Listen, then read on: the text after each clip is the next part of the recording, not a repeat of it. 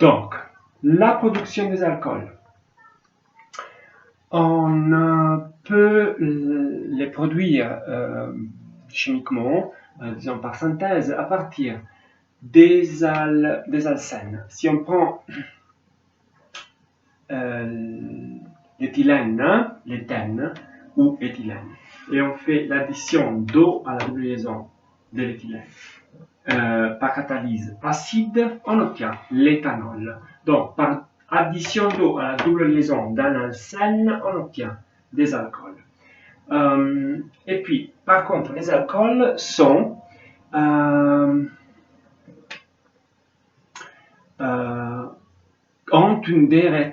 donnent des réactions particulières qui sont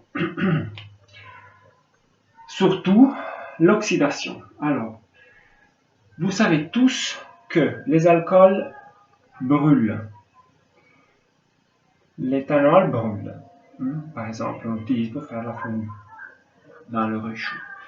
Alors, si vous faites la combustion de l'éthanol ou alcool éthylique, vous le brûlez et vous obtenez le CO2 et l'eau.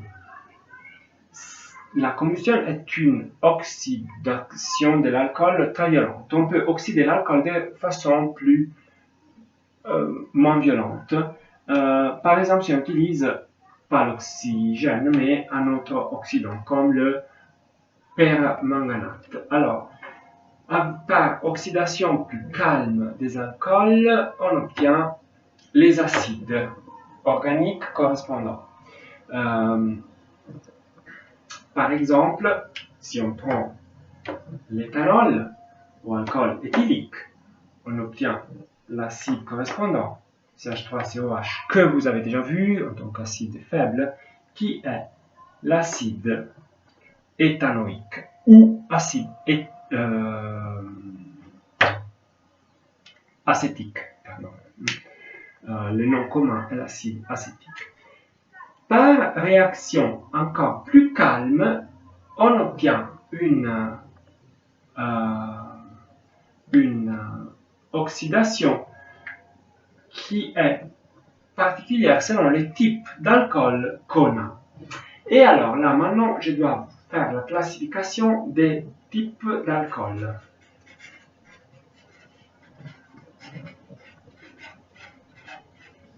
Si l'hydroxyle est lié à un carbone qui est lié seulement à un autre carbone, comme dans le cas de l'acide, de l'alcool éthylique,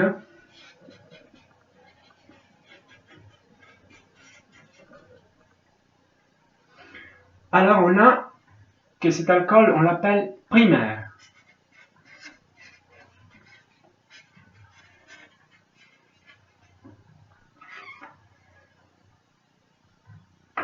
Si l'hydroxyle est lié à un carbone qui est lié à deux autres carbones, comme dans ce cas-là,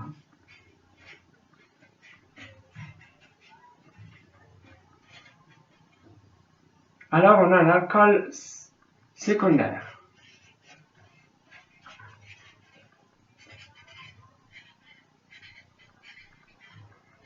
Et bien sûr, on a un alcool tertiaire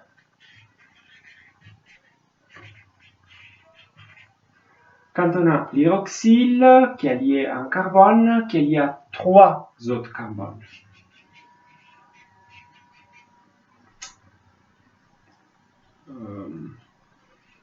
Pardon, j'espère que vous voyez.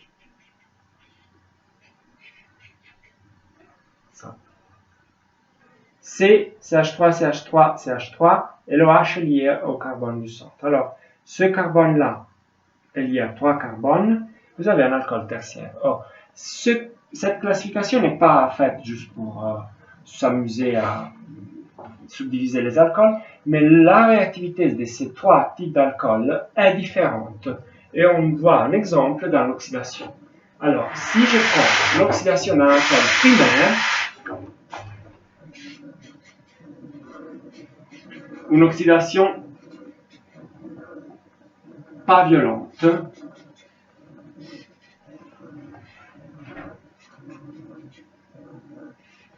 J'obtiens un composé caractérisé par ce groupe à la fin, un groupe terminal, qui est caractéristique des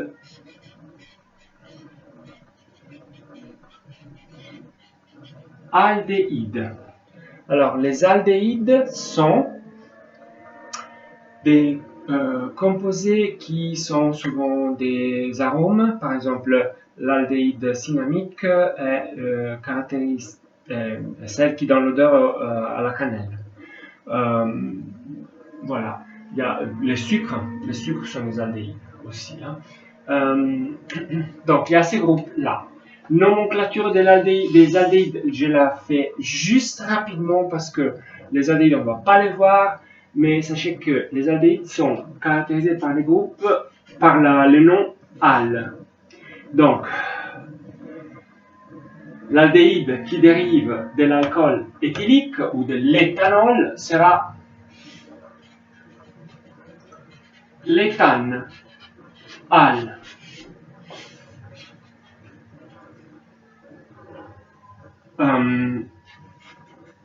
L'aldéhyde qui dérive du propane, pardon, c'est ça, c'est le propanal.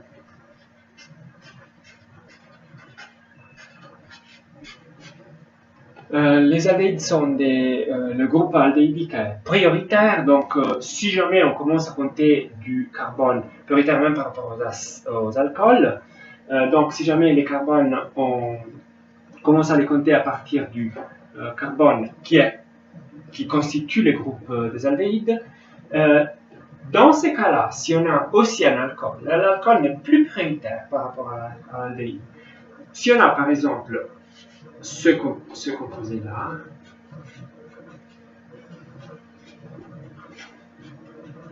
qu'on a dit, c'est banal, mais dans lequel on remplace un H par un OH, alors vous voyez tout de suite que vous avez le groupe caractéristique des aldéhydes et celui caractéristique des alcools. Alors, les aldéhydes sont prioritaires, les alcools dans ces cas-là prennent le groupe de hydroxy. Donc, le nom de l'hydroxy. Et donc, vous comptez à partir du carbone qui porte le groupe aldéhydique. Et donc, vous avez le 3 hydroxy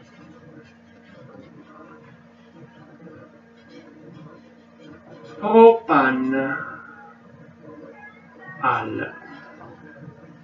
Pas besoin de mettre le 1 pour al parce que le al est toujours au début. Voilà, donc les alcools primaires sont oxydés à d'aldéhyde. Les alcools secondaires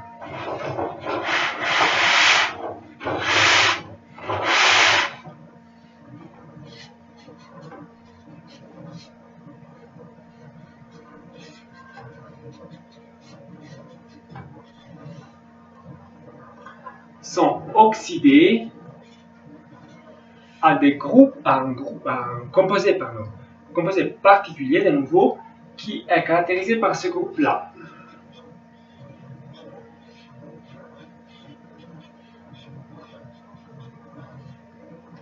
CO, entouré par deux radicaux.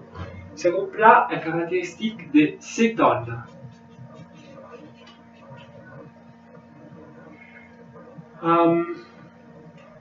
La nomenclature se fait de nouveau à partir de la chaîne correspondante. Là, vous avez par exemple le composé qui est du propane, et donc vous avez le nom de les cétones sont caractérisés par le groupe on. Donc ça c'est le propanon. Ça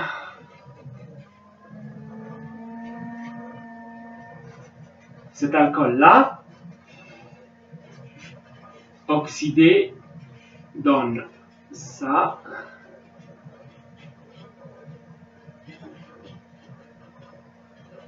Qui est le butanone.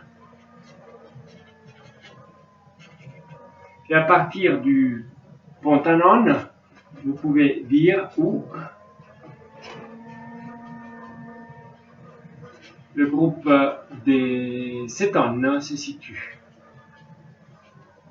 Ça, par exemple, c'est le pentane de on. Vous pouvez aussi avoir le pentane 3 on. Les alcools tertiaires ne s'oxydent pas si on les oxyde de façon pas violente.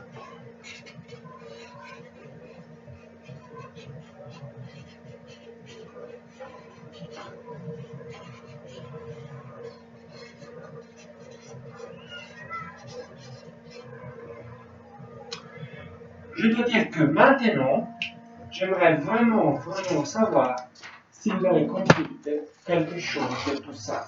Et donc, je dois avouer que je préférerais être parmi vous, pas mal, même si je dois rappeler l'élève qui est là. Je ne ferai jamais de nom, parce que peut-être que vos parents regardent la vidéo. L'élève qui est là, à ma gauche. Et que je dois rappeler les 4 qui sont tout au fond. Les 2 qui sont juste devant les 4 tout au fond. Je préférerais tellement être là pour savoir juste est-ce que vous avez compris, est-ce que vous avez des questions. Mais voilà, mon mail pour la question, elle est suivante. A Lionello @yahoo.it. Et puis je mettrai en place aussi, si jamais des permanences via Skype, voilà. Je vais vous envoyer aussi les